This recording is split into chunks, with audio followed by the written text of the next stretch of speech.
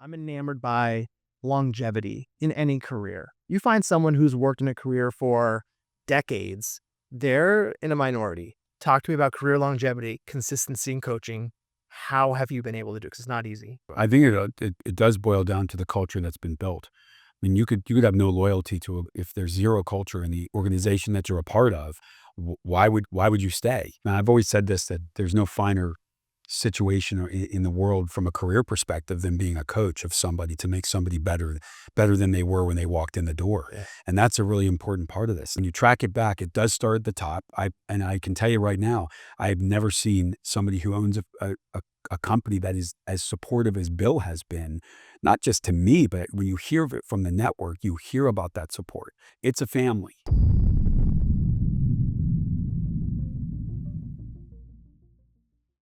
The Parisi Podcast, we'll say 2.0.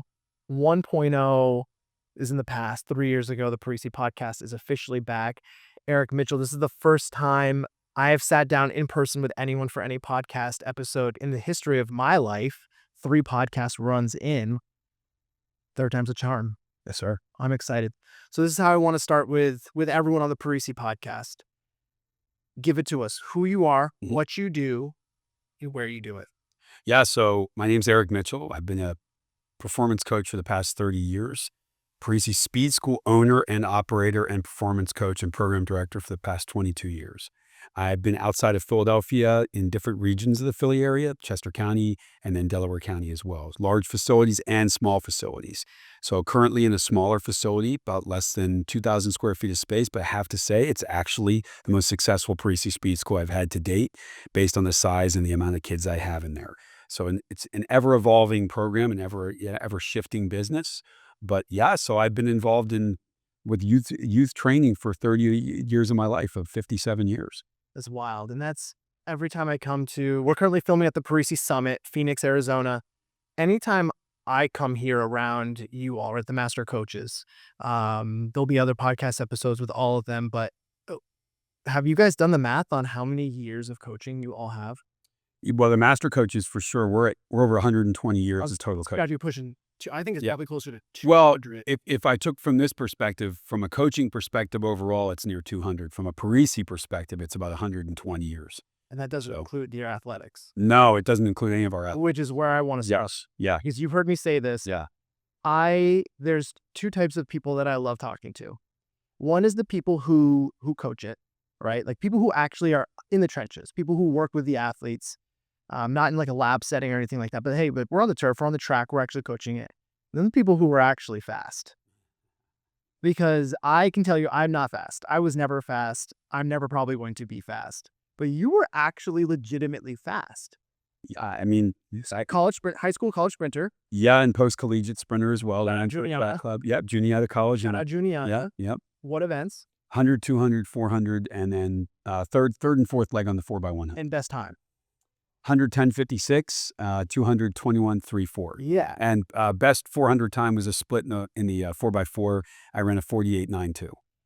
Actually fast. I mean, well, fast, You're going to win a foot race against most people. Yeah, but I have to tell you a story. So in 1997, I was running with a track club, and we were at the Penn Relays. Now, this is before, so 97 was one of the last years they did the Olympic developmental, before they turned it into USA versus the world, where individuals like me would not be able to run. So we were put in the second heat of this event, and the big dogs were in the first heat. Nike International, Adidas International, and all these different schools, and programs. And all of a sudden, we're in the paddock area, and they call out that one of the teams had scratched in the first heat, and they pointed at us and said, "You come up, you're going to be in the first heat." So I was anchor leg, and I anchored against Maurice Green. Now, when I say I anchored against Maurice Green, I did physically anchor against Maurice Green, but you were both anchors, right? So and they use an Olympic fly zone, so they teeter on the edge of, and people don't realize this, they maximize what the runner's potentiality is. So the anchor leg is going to run actually the shortest amount of distance at the Olympic level, probably about 90 meters. But they stretch the exchange zone, so if they make a mistake, they're disqualified. Well, I got the baton before he did, because I got the exchange earlier in the zone. Well, I took off, and then I heard a weird sound, almost like breath whip, like exhaling, and he rocketed past me. and I ran the fastest split time I'd ever run, and he beat me by 20 meters probably. So when you talk about speed, yeah, I mean, there was some speed for where I was, but considering at that level, that's real speed. And if people are funny, they'll say, well, 10.5 sounds fast. It It's is, fast. but it's not 10 flat, but it's not 9.9. So, Yeah. but in our world, I guess you could say that, yes. Yeah. In our all access program this month, we're reviewing the training footage of a younger gentleman. I don't know his official name. He goes by Mr. 999. He's a high school kid. Yeah. Wrote 10 in high school. It's amazing just watching him run. Just everything looks different. Like 10.5 is fast. Yeah, it's fast. Sub 10, it looks Sick. It looks different, right? Yeah. You watch the overlay and you don't really appreciate the differences and the nuances in form and what it looks like until you see the overlay. Like every year at the NFL Combine, you see whoever ran the fastest, they'll overlay it against Usain Bolt's like fastest Right. or something. You're just like, oh, no, that's fast. But then this is also fast. I want to stay on that topic here for a minute because one thing that you've had the opportunity to do is work with athletes that have gone from recreation to varsity, varsity to college, but then also college to professional. Mm-hmm. When you look at the spectrum of athletes that you've worked with, and yes, there's the characteristics of the human, right, that goes on and plays the next level. Like there's no doubt about that. If you want to be a D1 athlete, you have to be a D1 athlete. Correct. Between the ears. But physically, can you think of anyone or is like an athlete, like when they walked in, you're like, this person this might be a professional athlete. Like the way they look, the way they walk, the way they rock, just moved. Yeah. Like what have you seen? Like if you can recall anyone that jumps out, but what was it that made you think, wow, this is the potential to be something at the highest So level? are you speaking of somebody that I actually know went to the professional level? Whether it was Or a young athlete that I'm seeing that if you looked at the potentiality of them. someone you knew, right? Someone who, Yeah. like, if you were working with, I can exactly. someone like the NFL, like you've Yeah. worked with a lot of football players Yeah. in the Philly region, right? So I don't know if it's going to be a football player, but someone who you worked with who made it to the NFL, right? The pinnacle of, Sure. yes, there's sports skill, but there's a large physical speed component to do that. Like when you start working with them, you're like, ooh, this person's got a little something. What did that look like? What was it? Well, so I'll tell you, it's an example of a baseball player. Oh. So the interesting thing about this baseball player is that I'll tell you his name's Sean Matson, and Sean was living in the shadow of his sister. So if anybody knows in the field hockey world, Aaron Matson's name. Yeah. So Aaron Matson is now the head coach of UNC hockey and was the only individual to win a national championship as a player, and the following year win a national championship as a coach. So Sean, I didn't train Aaron, but I was exposed around Aaron, and Aaron's been on 30 for 30 and all these different things. So Sean was living in her shadow, younger brother. When he rolled into my speed school, he's a baseball player. So the expectation was that, the Matson name and everything. So he was trying to live up to that. Well, at first when Sean came in, you'd look at it and say, let's make varsity. Let's just make varsity. Yeah. First step. But then you started to see something unique and different about him. And I'll tell you a couple different ways. Number one, the kid's work ethic was impeccable, with incredible work ethic. Secondly, he began to develop some physical characteristics of what a superior baseball player would have. A tremendous mobility in the shoulder joint, tremendous overall strength. Now, his dad's a PT, which helped as well. His dad was working with him as a PT. So you put that all together. Mentally, he was incredibly tough. Tougher than I actually thought when he first walked in the door. And then the byproduct was eventually solid training. He was consistently training. In fact, they would text message me, what else can Sean do to enhance what we're doing with you at home? But we don't get those questions very often. We don't get those text messages very often. We say it. We tell parents and kids they should be doing this, but there's very few kids that'll do it. When you start to hear that, and then we start to hear the velocity he's throwing the ball at.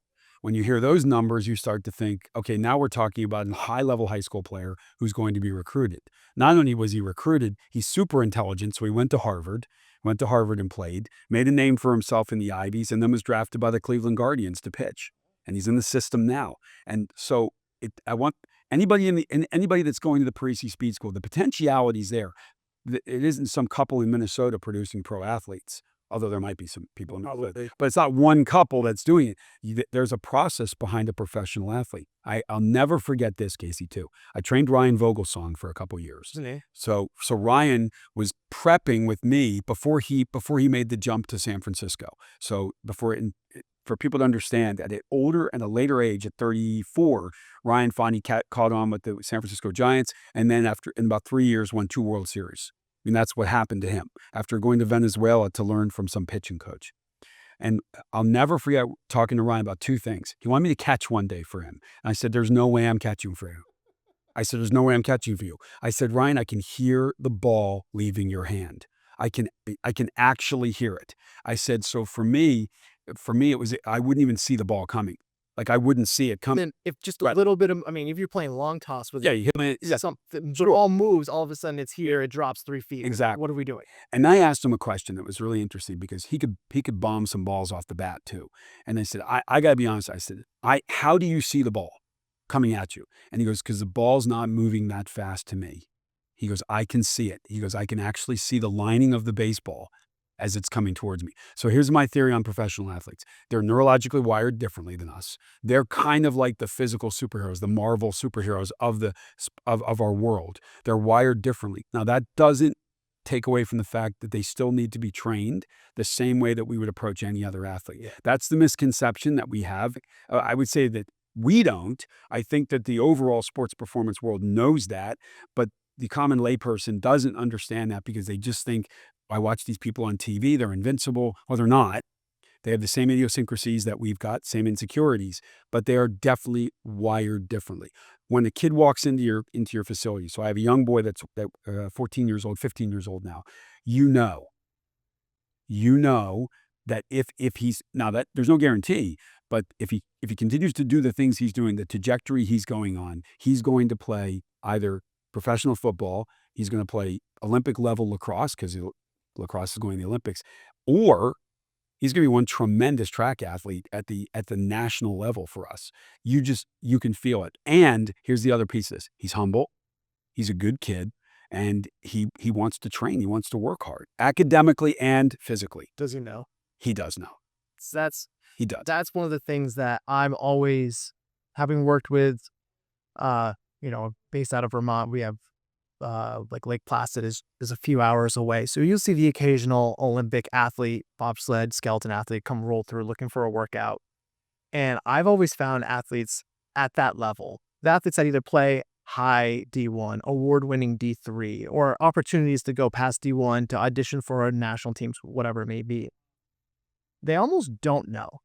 They're just so amassed in the training, the lifestyle, the mentality of, they're like, yeah, no, I play sports. It's fun. I like it. Like they're like, they're like, yeah, I'm good. But there's other people that are better. Like, they're so humble about it. Right. And that's why I ask, because you get these athletes, like, they're young. Like, you see the 10-year-old that hits puberty before everyone else. And they're like, yeah, I'm the best because I have a mustache and all these other kids don't. And you're like, yeah, because you hit puberty and you're 10. But at 15, 16, 17, 18, they have the opportunity to go play D1, audition for these different teams and whatever. They're just like, man, it's just another thing I had the opportunity. They're so humble about it. And I feel like that's part of it. But I think, Casey, too, I think that's the piece of it, that's the intrinsic knowing that they're a very talented athlete. Now, you could go down 2 different paths with that. One athlete becomes incredibly arrogant and they reject the kind of coaching. They start to reject the input. Or you have a kid, like, for instance, like right now, Mason is his name. You have Mason, who he's absorbing all the information. He's taking all that information in and he's using it to the best of his advantage, which is, he knows it, which means he knows that he has the talent, but he also knows that he has to allow himself to be coached. And that's a big piece of it as well. Because I've coached kids that they want no part of that. Yeah. They want no part of the input from anybody. I mean, especially from their parents, which creates a lot of friction and tension. So how do you balance that? Because, obviously, I don't want to we've talked a lot about story time. I'm not going to talk about story time throughout, but I do think there is an element with us as performance coaches. Like, we see a completely different side of kids, athletes.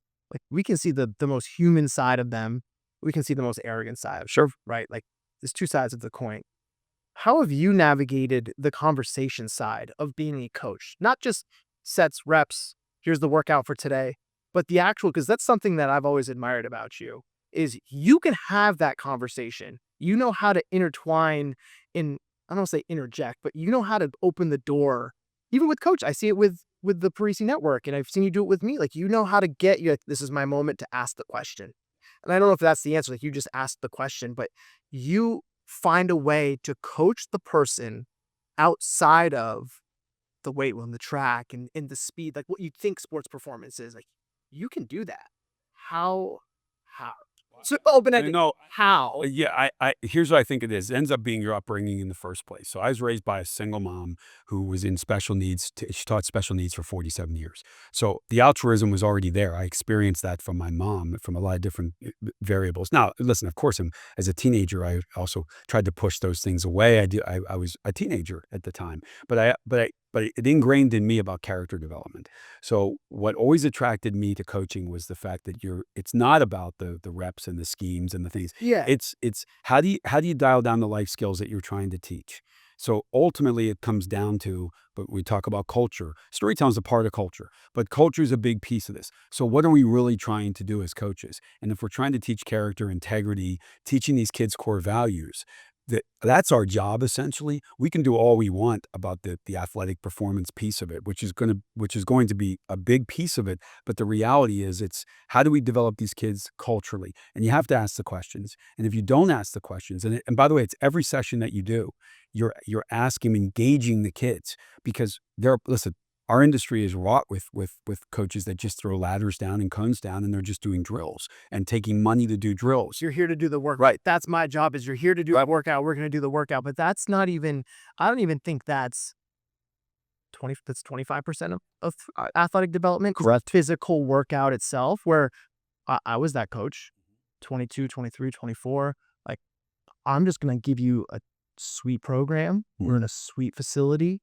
And that's maybe one of my biggest, I don't want to say regret, because a coach really has to find how they can do that, right? Like, that's, some are boisterous, some are quiet conversations, some ask really good questions.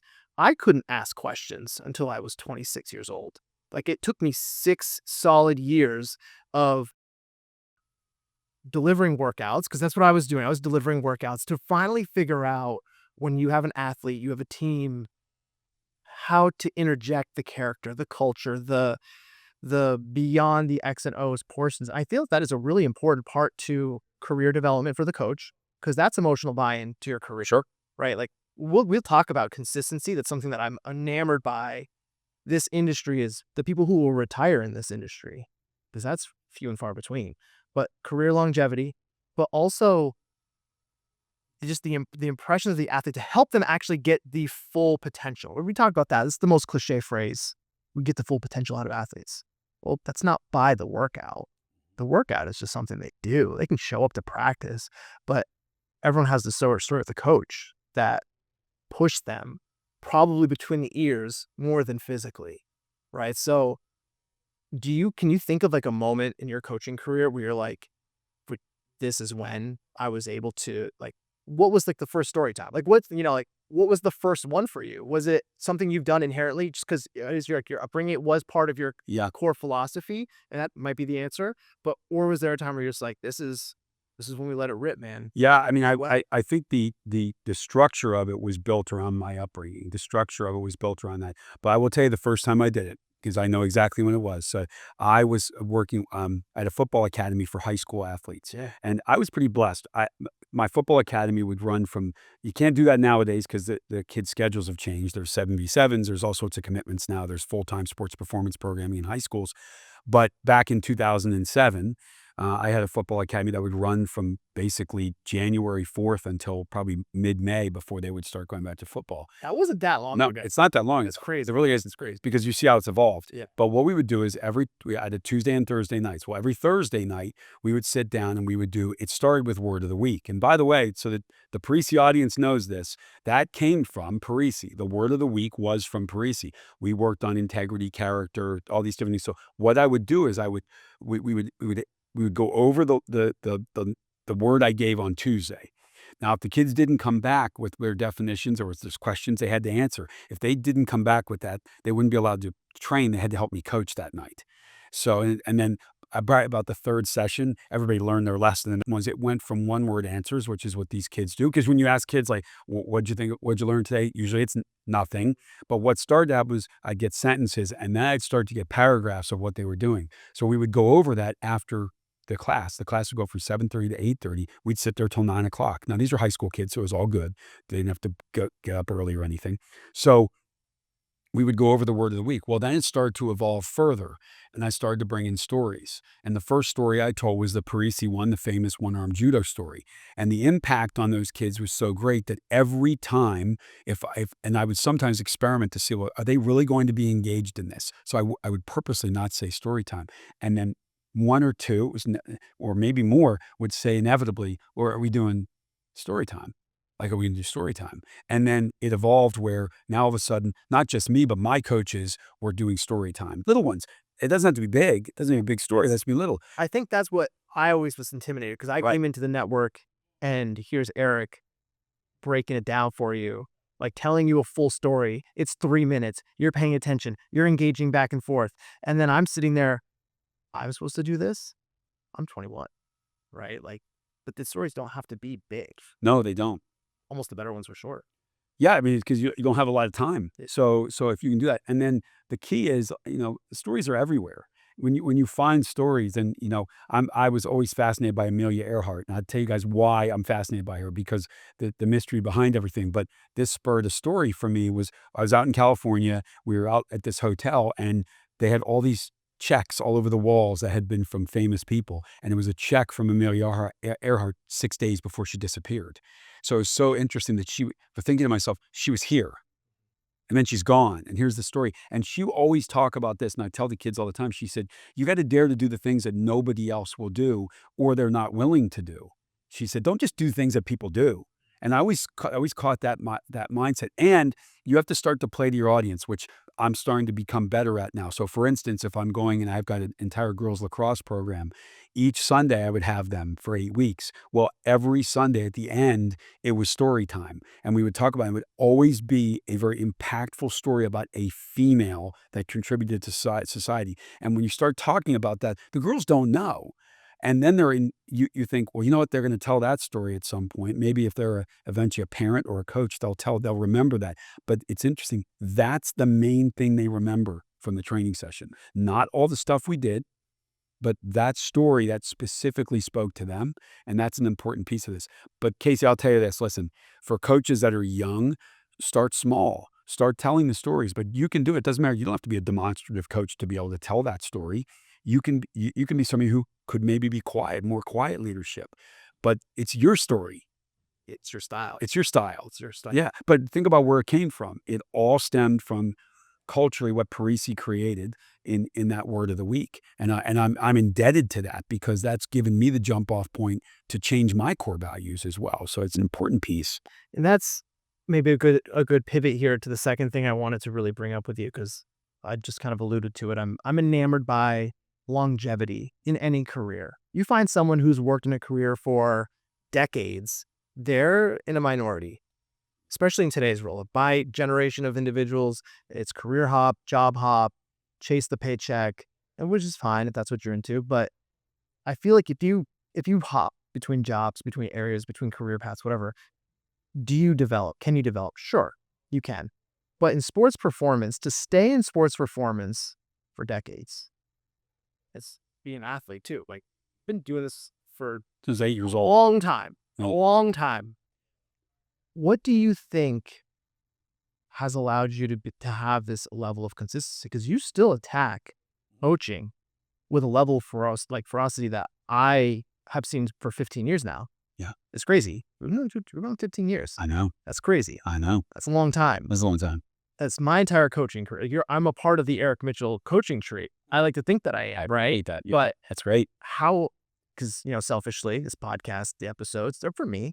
They're for the people watching and listening, but they're for me. I get to ask the questions that I want to know. Talk to me about career longevity, consistency in coaching. How have you been able to do it? Because it's not easy. How have you been able to do it? I think it does boil down to the culture that's been built. I mean, you could have no loyalty to if there's zero culture in the organization that you're a part of. Why would you stay? I think there's an awful lot of benefit for what we do. Now, I've always said this, that there's no finer situation in the world from a career perspective than being a coach of somebody to make somebody better than they were when they walked in the door. Yeah. And that's a really important part of this. And I think also the community that has been supportive. Yeah, listen, Casey, I mean, and everybody in the audience, you're going to go through tough times. I've been through a lot of tough times, but you have the support. And when you track it back, it does start at the top. I can tell you right now, I've never seen somebody who owns a company that is as supportive as Bill has been, not just to me, but when you hear of it from the network, you hear about that support. And is it perfect all the time? No, but that's okay, because that's part of a family. We're literally a family. So if you're asking that, that's a good way to use that and say it.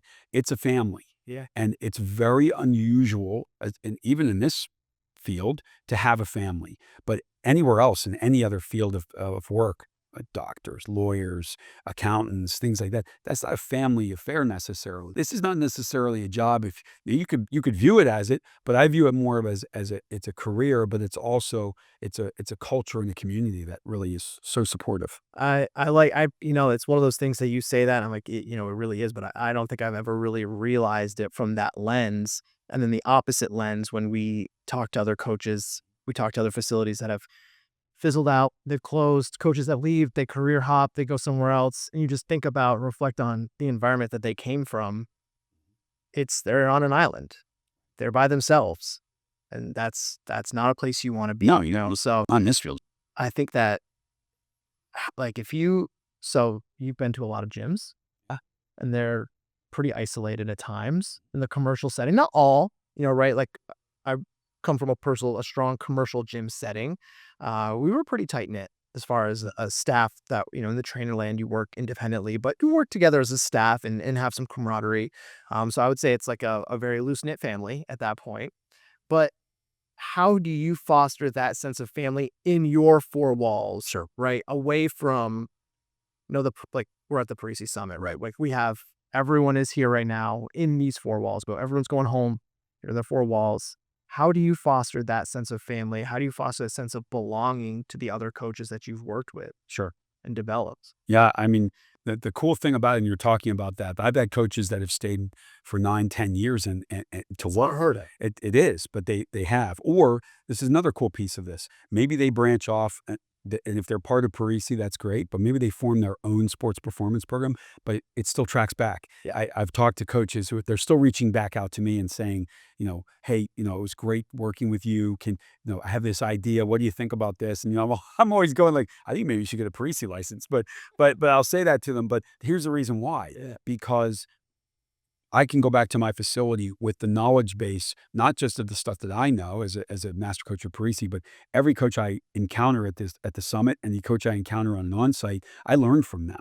So I can bring things back to the facility. The communication is key. We talk about that open and honest communication all the time. And if you're not open and honest about that communication, you might have a coach that doesn't want to coach, but you got to be able to bring it out of them. So when you go back as an owner, a program director, you need to have regular staff meetings, train together, go out together. You guys don't have to be friends necessarily outside the facility, but there is a time and a place for you to go out. Bill likes to say that when you break bread with people, it does change your entire outlook. And Guard goes down. it does. And by the way, for anybody that doesn't know, that means like going out to lunch or dinner or breakfast. Like, literally, Right.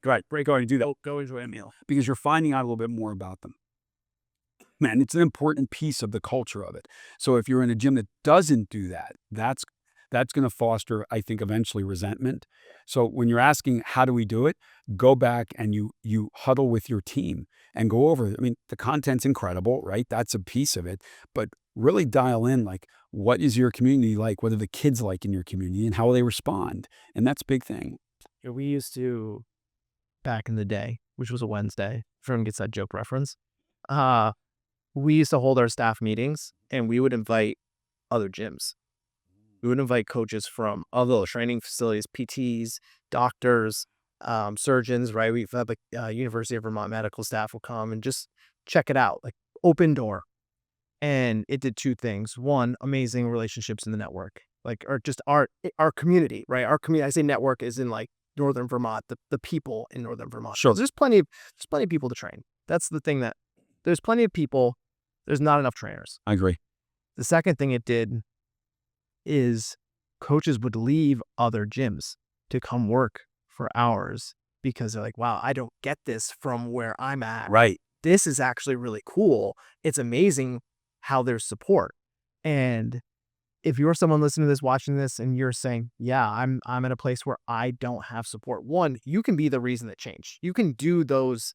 It's a lot of work and it's uncomfortable, right? But it's going to pay off, and it opens doors. It does. It opens In doors. so many different ways. Yeah, it totally does. There is no one I could imagine doing the first Parisi podcast back with. I'm so glad we could do this. Me too. Dude, what a pleasure. Awesome stuff. Awesome stuff.